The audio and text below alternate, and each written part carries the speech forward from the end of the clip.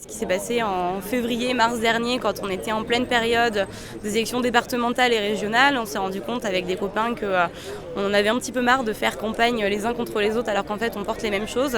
On a eu connaissance de cette primaire populaire et on s'est dit punaise, il y a quelque chose à faire à Clermont-Ferrand, il faut qu'on monte notre groupe local. Je suis une citoyenne qui est engagée dans le mouvement citoyen de la primaire populaire et donc du coup je suis dans le groupe local de Clermont-Ferrand pour ce projet de la primaire populaire.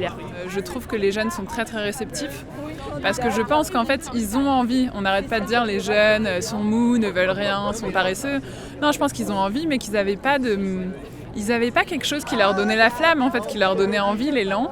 Et là voilà, là il y a ce mouvement qui est apartisan, qui veut rassembler, qui veut vraiment aller à ce qui interpelle la jeunesse, l'écologie, la justice sociale, la démocratie. Et donc là ça prend.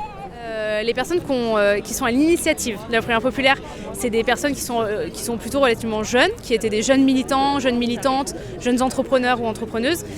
Par contre, finalement, dans les groupes locaux, dans les bénévoles dans les groupes locaux, c'est très hétérogène. Et en fait, on voit maintenant dans les territoires que c'est porté par des gens vraiment d'âges différents. Et c'est aussi ce qui fait la richesse de ce mouvement, c'est que les citoyens qui luttent pour l'urgence climatique, les militants, militantes féministes, des luttes antiracistes, etc., en fait, des mondes qui ne se croisent pas tout le temps, la primaire populaire permet de faire rencontrer tous ces gens et d'échanger en fait sur des valeurs qui nous sont à tous et toutes communes. Pourquoi je suis là ? Parce qu'on n'a pas le choix, parce qu'à un moment, il va falloir se rassembler pour lutter contre les extrémistes, contre les extrêmes droites, qui sont en train de bafouer tranquillement tous les droits humains, et notamment les droits des femmes. Moi, je suis militante féministe depuis une dizaine d'années. J'en ai vraiment marre que la gauche n'arrive pas à se rassembler, la gauche écolo, solidaire et féministe, et que je pense qu'on est au pied du mur, et qu'il faut vraiment rassembler toutes nos forces. Et alors vous, monsieur ? Votre motivation pour être ici ? C'est pareil, ma principale motivation c'est la primaire populaire. C'est que en fait à gauche on sait que si on veut qu'il y ait un grand mouvement qui naisse, il faut qu'on soit unis quoi.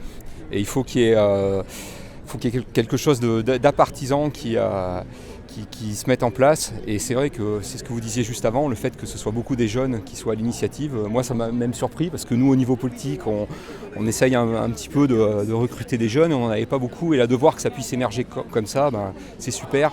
Et, vous êtes militant Oui voilà c'est ça, je suis militant Nouvelle Donne. Voilà.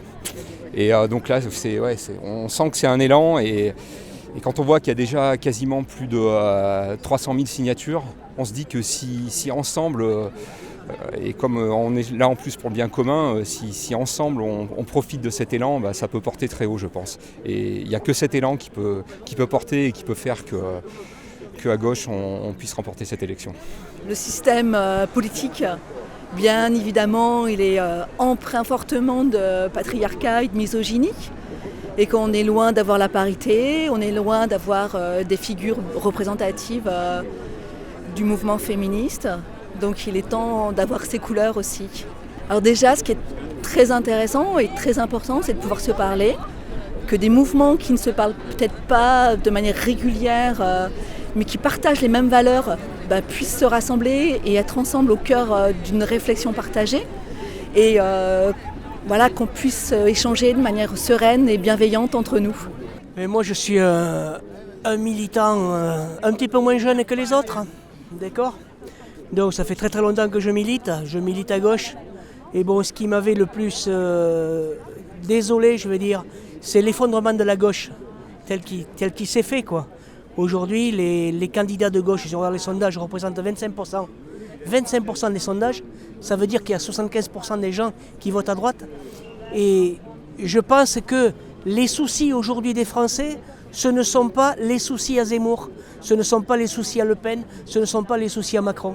Les soucis des Français aujourd'hui, c'est qu'est-ce qu'ils vont mettre dans l'assiette à la fin du mois, d'accord ? Comment ils vont habiller et loger leurs gamins ? Est-ce que leurs gamins vont faire des écoles ? Est-ce qu'ils vont pouvoir se soigner ? Ça, c'est des soucis de gens de gauche. Et donc, c'est des choses qu'il faut qu'on arrive à défendre. Et si on reste avec 25% de Français qui sont prêts à voter à gauche, on n'arrivera jamais à résoudre ce problème. L'idée, c'était de se retrouver, donc avec sous l'entête de ce qu'on a appelé vite un front populaire écologique, Et en fait, notre objectif, c'est d'être dans l'espace public pour dire qu'en fait, nous, on veut que les enjeux d'urgence sociale et d'urgence climatique soient présents aux élections présidentielles de 2022, soient présents dans les médias, dans le débat public, parce qu'en fait, on trouve qu'il y a actuellement que c'est pas assez présent. Et donc, du coup, ça a été porté par la primaire populaire, mais co-organisé avec d'autres mouvements, à la fois des mouvements climat, des mouvements antiracistes et des mouvements féministes. La primaire populaire, comme son nom l'indique, c'est un mouvement populaire. Il ne faut pas avoir peur de ce mot, il ne faut pas avoir peur de l'éducation populaire, il ne faut pas avoir peur de la transmission des infos, de père à père, de mère à mère. Il faut pouvoir se parler de citoyen à citoyenne. Et on est à quelques mois d'un grand tournant dans notre histoire et il faut y prendre part. Si j'ai voulu m'engager, c'est justement pour faire évoluer et changer les choses. Parce que sinon, si je voulais être fataliste, je ne prendrais même pas la peine d'aller voter. Aujourd'hui, j'estime qu'il y a quand même des gens qui se sont battus, aussi moi en tant que femme, des personnes qui se sont battues pour qu'on puisse avoir le droit de vote. Donc bien évidemment, il est important de s'engager et moi je refuse d'être fataliste. La politique, c'est un monde qu'on a tendance à voir comme la bête noire, un monde très sale, etc. Alors qu'il y a aussi de très belles choses qui sont faites dans la vie politique, que ce soit aux échelons locaux mais aussi national. Là, on n'a pas le choix que de prendre à bras le corps ces présidentielles de 2022 et pour pas avoir un second tour Macron-Le Pen qui ne porte pas ces enjeux-là, on est obligé de se rassembler. Et c'est pour ça qu'on veut que les gens se rencontrent et discutent ensemble. Et c'est pas l'objectif de créer un nouveau parti politique. L'objectif, c'est vraiment d'être un mouvement citoyen, ce qu'on est aujourd'hui. L'objectif principal, bien évidemment, c'est de gagner les élections présidentielles et ensuite de gagner les élections législatives qui suivront après. Mais chaque chose en son temps et on y va étape par étape. J'espère une présidente féministe et écolo pour 2022.